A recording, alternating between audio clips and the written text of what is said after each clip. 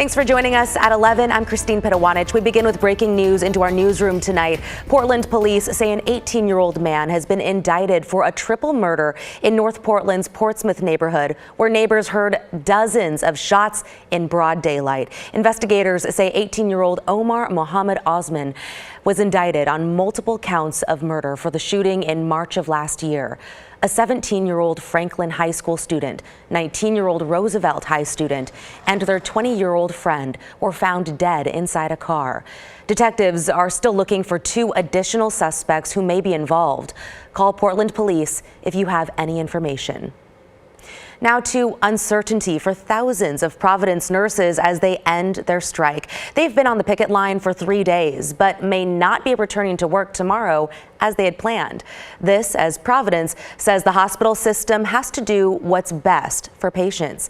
Catherine Cook explains. Day 3, the last day of the Providence nurses strike. We want to work in a respectful environment to both our patients and ourselves. On Tuesday, more than 3,000 nurses walked off the job at Providence St. Vincent, Willamette Falls, Newburgh, Hood River, Milwaukee, and Medford. They're asking for higher pay, improved staffing conditions, and better health care benefits. We didn't want to strike to begin with. Our nurses have been at the bargaining table since October. Now, as the largest nurses' strike in Oregon history draws to a close, nurses like Katie Mosslander are ready to return. My scrubs are clean and fresh and ready to go, so I'm planning on coming in to do my job. It's unclear, however, whether Katie and other staff nurses will have a shift to return to, at least for the next 2 days. In preparing for the strike, Providence hired temporary nursing staff for 5 days, their contract minimum, they say, and 2 days longer than the strike. This is not new information.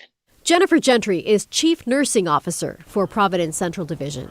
She says nurses will be notified if they're on shift Friday, and normal operations will resume Sunday at 6 a.m. We're not going to disrupt that plan mid-course and put patients in jeopardy. So we're committed to the plan we've made for the 5-day replacement period so that it's least disruption for our community and patients as possible. Striking nurses and the Oregon Nurses Association argue the hospital's short-term contract obligations are not their concern. Since we have expressed to Providence that our nurses are only on a 3-day strike, if they at tomorrow morning at 6 a.m. or 7 a.m. when we go in, if they say no, you cannot come in, then that, under our understanding of the law, is a lockout. We, at that point in time, will file unfair labor practice charges. But was that part of their strike strategy from the start? Last summer, a different Providence nurses strike lasted 5 days. No, I mean, we're trying to get a contract here. We're not trying to mess with anybody. Providence officials are concerned that some staff nurses may disrupt patient entries if they return to hospitals before Sunday. I think it's important that I call out that nurses are responsible for creating a healing environment, and strikes don't absolve them of that responsibility. I guess they forgot that we're all professionals and that I've worked here for 16 years without causing a scene. So I don't plan on causing a scene tomorrow. I plan on coming to work. Nurses tell me if they're turned away from hospitals tomorrow morning, they plan to just keep picketing. Negotiations are set to resume after the strike. Providence officials tell me nothing has been scheduled yet. Yeah, hoping they come to some sort of agreement soon. Thank you for that report, Catherine. Okay, let's get you caught up now on some of tonight's other headlines. A kayaker has been found dead along the Willamette River in Polk County. This happened around 5 o'clock tonight in the Buena Vista area outside Jefferson. Polk Fire says they were called out to a water rescue and found a person dead near the Buena Vista ferry.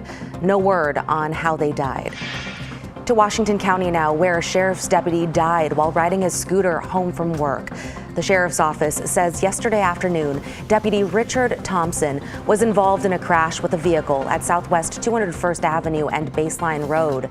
Deputy Thompson joined the Washington County Sheriff's Office back in 2001 and was a certified corrections deputy. He leaves behind a wife and 2 children. The crash is under investigation. And Oaks Park is now facing a lawsuit after 28 people got stuck upside down for nearly a half hour at the top of the Atmosphere ride last week. No one was seriously hurt. The law firm behind the suit confirms a 14-year-old girl's parent filed the lawsuit today, accusing the park of negligence in maintaining the ride. Willamette Week reports the family wants $125,000 in damages. The ride's manufacturer is leading the investigation into what went wrong. It'll have to pass a state inspection before reopening. Oaks Park is not commenting on the suit. So another thing a lot of people have been talking about today, how it is officially the first day of summer. We are taking a look from our Wells Fargo Skycam. A really nice night out there for sure. Our Daisy Caballero in for Matt Zafino. Daisy, I am getting ready for more of this warm weather. You and I both, and I'm sure a lot of the folks that are watching us tonight. Yes, the first official day of summer is in the books, and may I say it was quite literally the perfect day.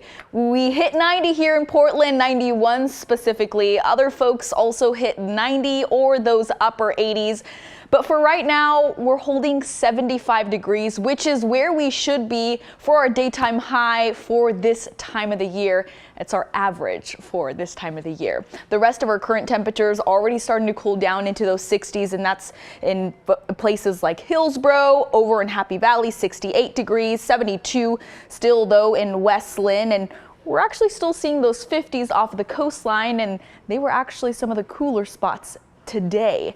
And looking at our 24-hour temperature change, 3 degrees warmer here in Portland, 4 degrees warmer in Pendleton.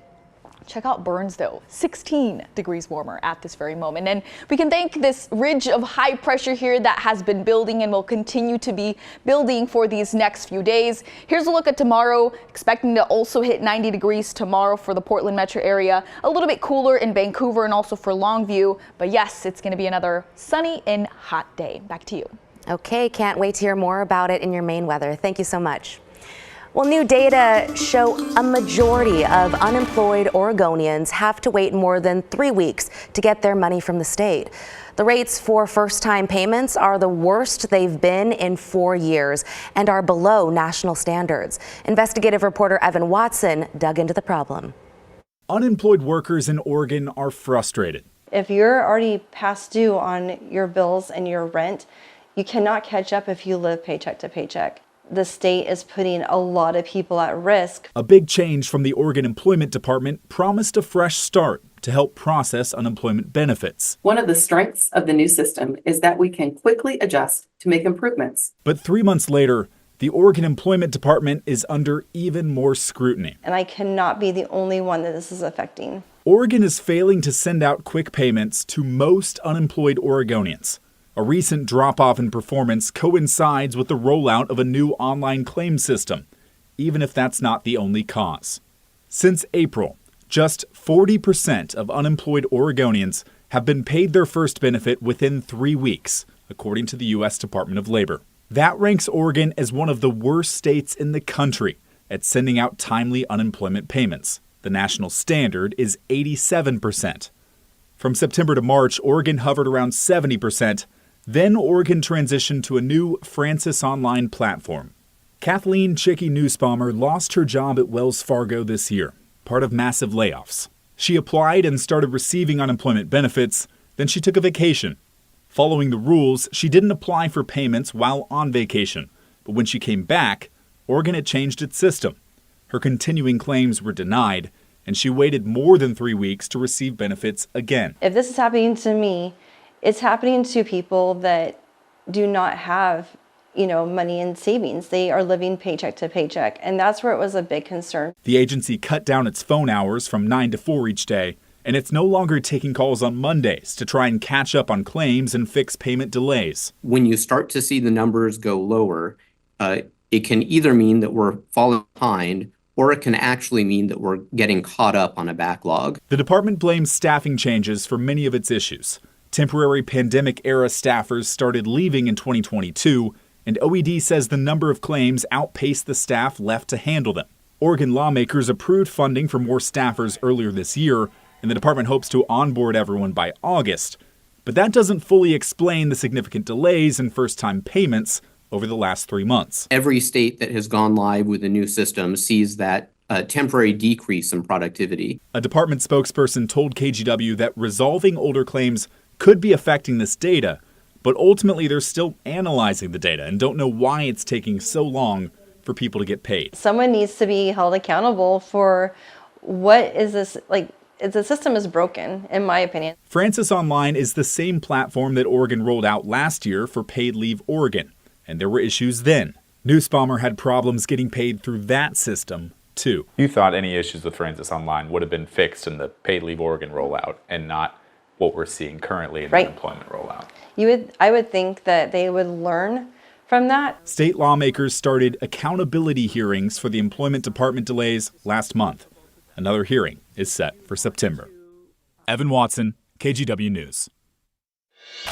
It's a good, supportive community.